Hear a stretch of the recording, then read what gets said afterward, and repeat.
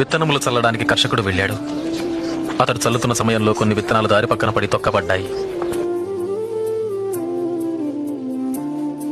ఆకాశ పక్షులు వాటిని తినివేశాయి. మరికొన్ని విత్తనములు రాతి నేలను పడ్డాయి.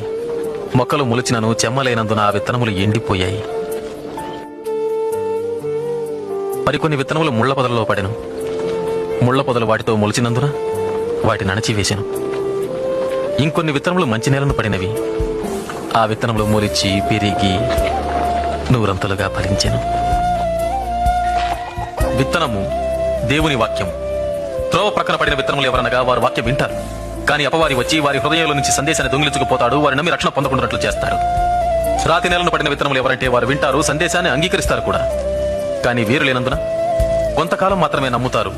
ముళ్ల పొదలలో పడిన విత్తనాలు ఎవరనగా వారు వింటారు, కానీ ఈ జీవన సంబంధమైన విచారముల చేతను ధనభోగముల చేతను అణచివేయబడి తద్వారా ఫలింపని వారు. మంచి నేలను పడిన విత్తనాలు ఎవరనగా యోగ్యమైన మంచి మనసుతో వాక్యము విని హృదయములో భద్రపరచి దానిని అవలంబించి ఓపికతో ఫలించువారు.